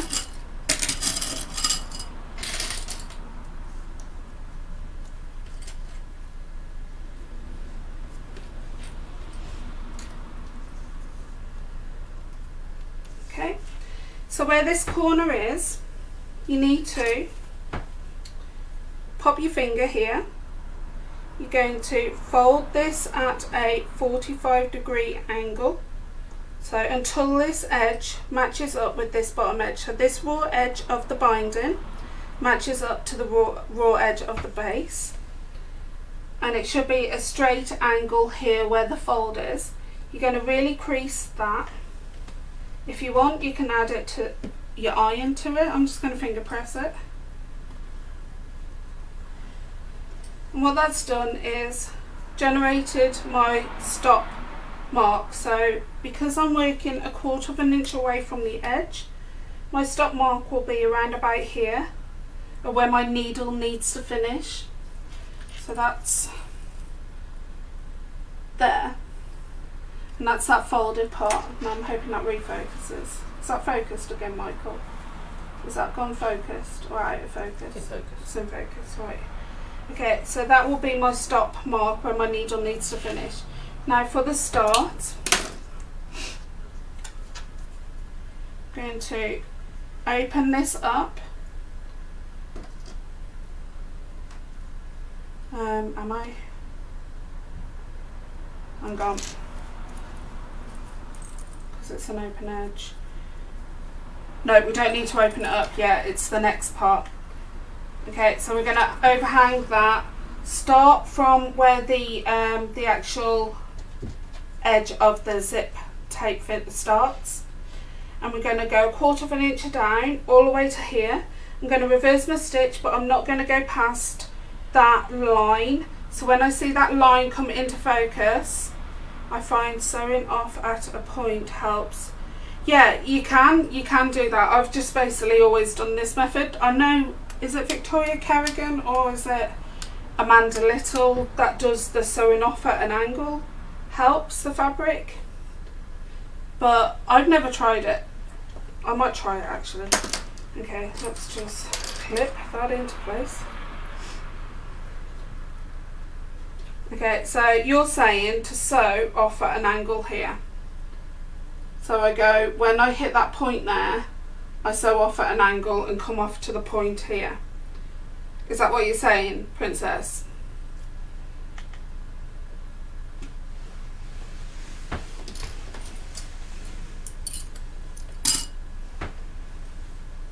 I'm waiting for Princess to answer me yes or no. Because normally I just stop here, reverse my stitch, take my needle out, take it from underneath my bed, and then basically, yeah. Right, okay, I'm going to do that then. I'm going to see what Princess is on about. Yeah. Right, so I'm going to reverse my stitch here, sew all the way down to that point where I find that, that diagonal line. Then where that diagonal line is, make sure my needle's down and then sew off at an angle. And then I will come back to the camera. Please may we go to the front view camera. Yes, yes, yes. So it's 1/4 inch. You might need your bulky seam made at the start. I'm going to pop that underneath somehow, without moving that binding.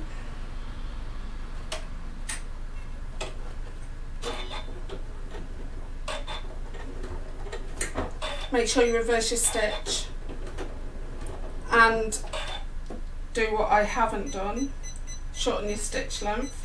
Knock my stitch length down to 2.4 to 2.2. Okay.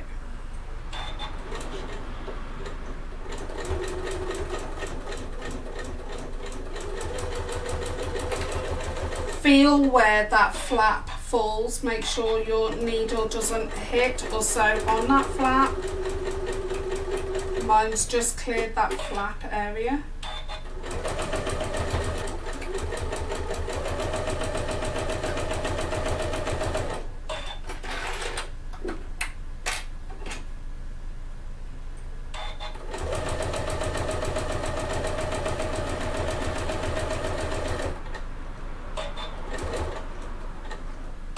Right, so I'm at that point. I'm going to go off at an angle where Princess has told me to. See, I'm learning something new here. I have seen it done, just never tried it.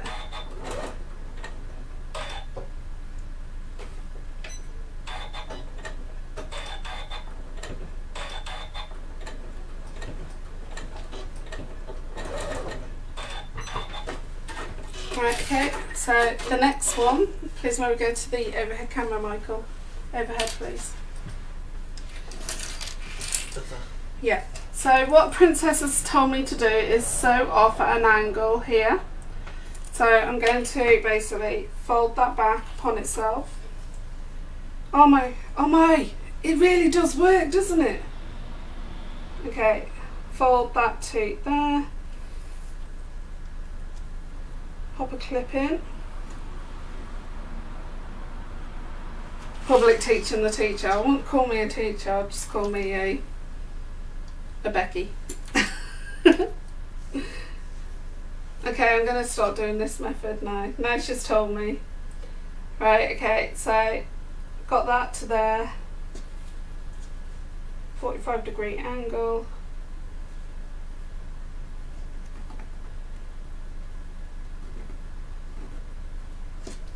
Okay. Okay, so I'm going to sew to where that diagonal line is, drop my needle and sew off at the corner like Princess has been telling me to. Please may we go to the overhead camera, front view camera, thank you. Start and reverse your stitch at the start, which is where the fold will be. Make sure it's 1/4 inch.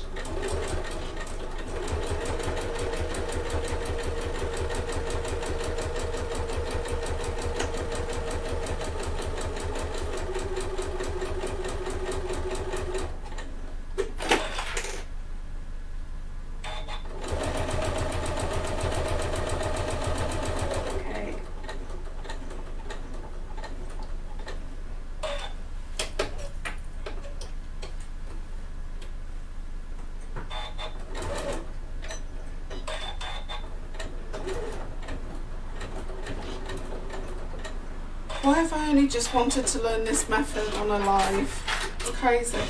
Please may we go to the other camera.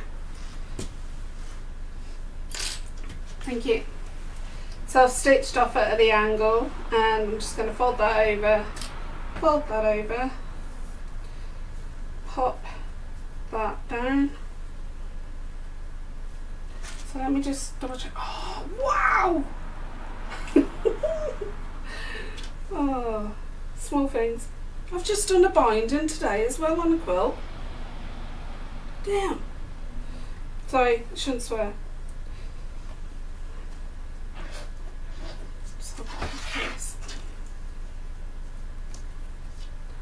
Right, so I'm not going to show you how I finished this. I'm just going to show you it clipped into place once on this side, because I did some hand stitching last week.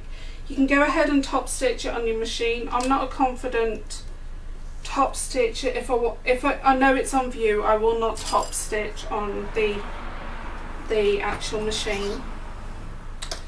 Right, okay, so I'm just going to sew along this edge here and reverse and stitch at the start and at the end. You might need to put your bulky seam aid at the start. Far better finish, yeah, I'd tell you it is. Thank you, Princess. Thanks, everybody. I didn't know. Yeah. Right, so I'm going to go reverse my stitch at the start, go all the way down to the bottom, and reverse my stitch. Please may we go to the other camera. Make sure you feel for that flap as well, because you don't want to sew over the flap. That was me giving Michael the evils because he's playing around here like a flappy duck.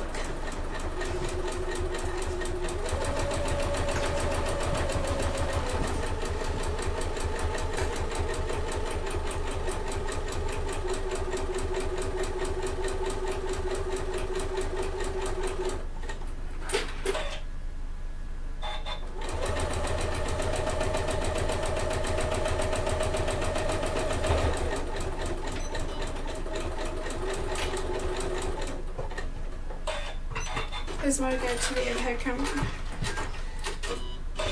Okay. Right, okay. Oh my god, that is amazing.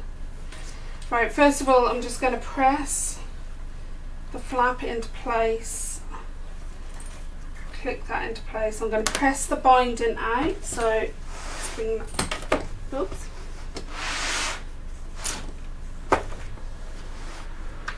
Along.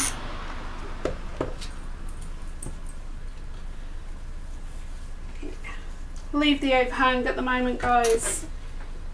So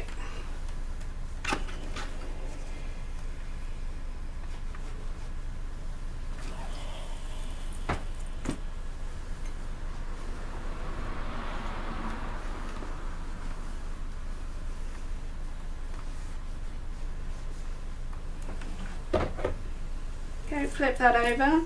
First of all, I'm going to cater for these little mitered corners. So I'm going to bring this folded edge to about 1/16 to 1/8 of an inch over the stitch line that's in closest to the centre, and clip that into place. Same with this one here. Okay, and I'm going to work on this half here first. Clip that into place. Do the same with this one as well.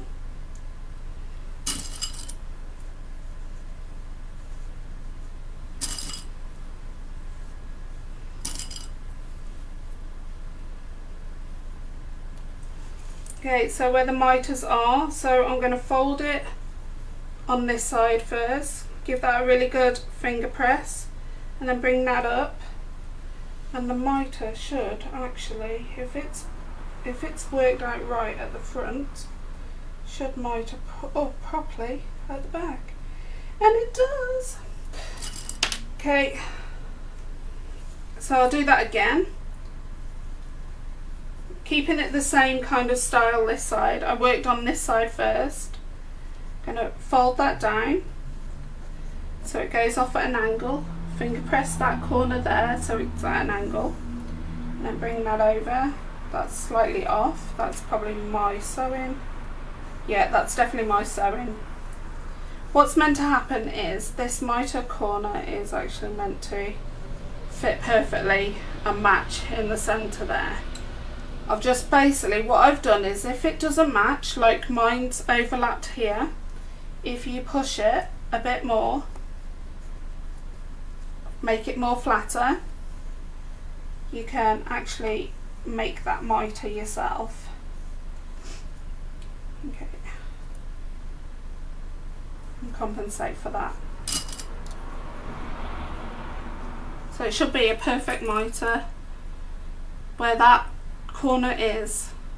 Now if you were entering a quilt into a competition, that's one of the things that they mark you on in a quilting competition, like at Festival of the Quilt. So I'm going to trim these back now. I'm going to go 1 inch overhang at the top on both sides. Then you're going to get your iron and we're going to press this in, so you know where that seam allowance is, that 1/4 inch pointing. So we're just going to quickly press that.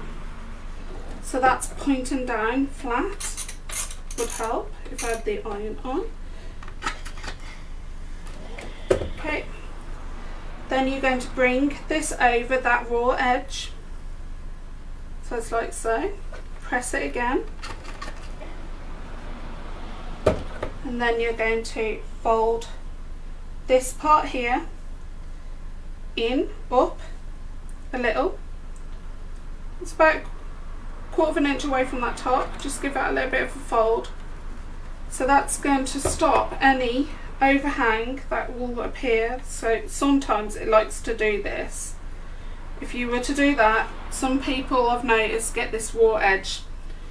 To cater for that is you can get some quilter's tape, stick that into place, and then you can fold this bit over. I'm just going to fold it over now while that's there, so you get a neater edge finish at the top.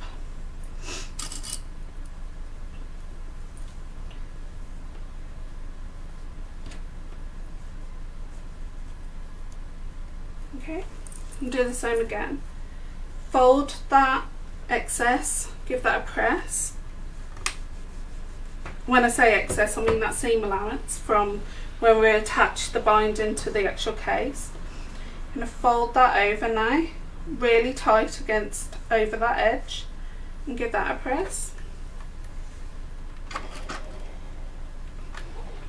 Okay, then we're going to get this part here, fold that up to that 1/4 inch, that side, this seam here, just give it a little bit of a press if it keeps wanting to move.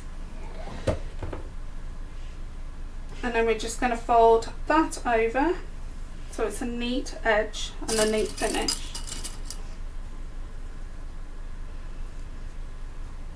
Oh, clipped that wrong. Okay, and then you can either hand stitch or sew. I'm not going to show you this on the live, I'm just making sure I've caught everything I have. I'm not going to show you on the live. If you were machine stitching, I would say stitch 1/8 or 1/16 away from this inner edge, so this inner edge of the binding. Stitch 1/8 or 1/16 depending on how daring you want to be all along, and that will catch the base. However, if you do that, there'll be about this much here that flaps. Now personally I hate that. I hate that as a designer. If I've done something and I want it to look neat, I will go ahead and hand sew this. Now last week I did show hand sewing binding to a case, so if you want to follow back for how I showed you. Yeah, thank you, thanks Lynn. So that's finished. I'm going to just push this all to a side and just get the bunny and show you. That's right, there's also a reason why I've not hand sewing. I've got these that I want to start using up. and pop that on, just basically my label inside. Right, so I'm just going to pop this to one side. Get the bunny. Bunny. Right, so her name's Trixie. Let me just take this bow off. Okay, she's 10 inches tall when standing, or if she wants to stand. The tape. Oh, you're welcome, Princess. Everybody, you're so welcome. What I'm trying to say is, if you don't want it as a snug fit like I've got, you need to basically not do the zip tabs. But we are going to do other projects and measure around the house. So I'm going to say, find an obscure thing that you want to do a case for, and basically by the end of the year we're going to be all able to measure it and basically make a case for it, or a pouch, or a bag with a gusset and stuff. Right, okay, so we've got this one next week starting. The pattern will go live in the group on Friday. This is Trixie. Trixie can be Dixie if she wants to be, but we've named her Trixie. She is adorable. We're going to have her in 3 colours, so we've got her in camel, grey, 3 as in number 3, Michael. We're going to have her in 3 colours, so you can choose kits wise.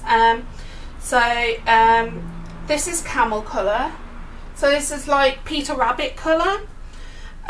We've got butterscotch, which is like a creamy yellow colour, and we've got grey for boys, haven't we? But you can use the blue and the pink if you want to. If you want those colours, you just need to let me know and I'll get some of those in. She takes the same joints as what the Panda does, which is the 35 inch at the top, 35 inches, 35 mil, not inches, on the legs, and yeah, it should be massive. It should be a monster rabbit, won't she? And then 20 mil on there. We make the head separate, completely away from the body. And if you notice, there is only 1 seam at the front and 1 seam at the back. There is no side seams. So the body pieces are only 2 pieces rather than 4 pieces. So yeah, this bunny is adorable, and yeah, I love her. Yeah, she stands. She's got a big belly because she wants babies. So yeah, so please maybe go to the front view camera. So this is going to be starting next week. The digital download will be on Friday, and then I'll open up the pre-order with the patterns and the fabric kits as well.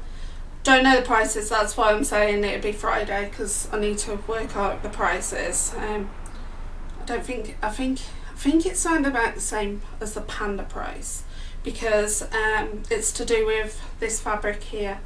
Now in the live I will be teaching you an extra bit that Sewing Street and not got. It's not going to be in the pattern, it's going to be for you guys. Michael, sorry, please may you pass me that box in that wooden tray, please. Yep. So I'm going to ask you, when you order, do you want wire in your kit? It's only an extra £1. The wire is so we can do bendy ears. So if you want to do bendy ears, it's up to you. However, she can never be washed.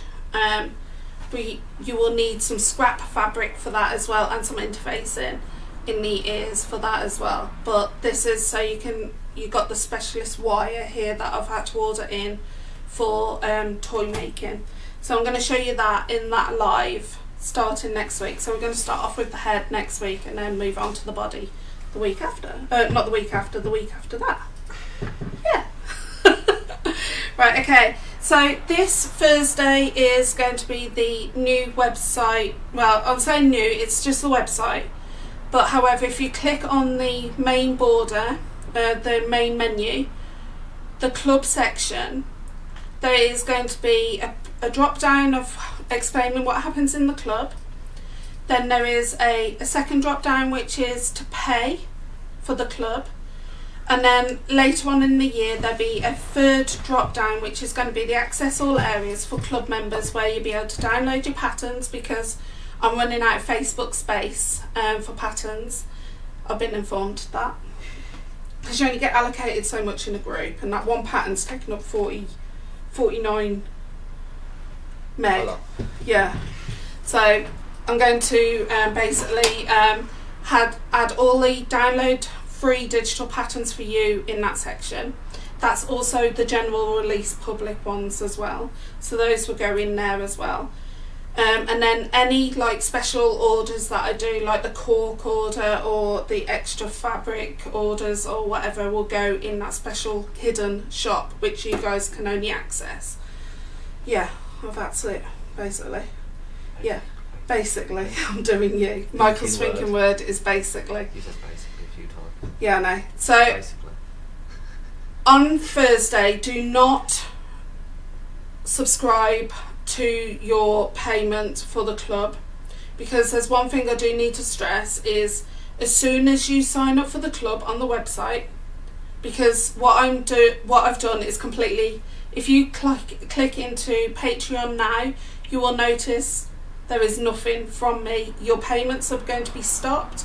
Your payments should not come out. If they come out on February the 1st by Patreon, you need to message me, then I need to get Patreon to refund you. However, I've cancelled my part, which means that your payments should be all cancelled, so you will not be charged from Patreon. However, by February the 1st, I need you to sign up through my website. I will talk about that next week, because I will definitely need to show you how to do that, because it's just you definitely need an account on my website, so I know if you're going to join the 2 top tiers, which is the red can you pass me the piece of paper, the white piece of paper, that one please, thank you. If you're in tier 2, that's going to be called the Freds Fredders. That's the one where you get the every 3 months the goodie pack, the hardware pack, or the sewing notions.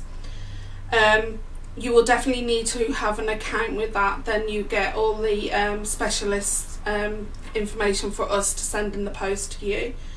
And then the top tier is called Fred's Cottons, which is obviously the everything you get in tier 2 plus extras, which is the meter of fabric and the Zoom calls as well. So yeah, and I will need to definitely have every information from you in the fields that and I need to show you how to do that. So there will be a video going live next week, not live, but a video going for you how to sign up.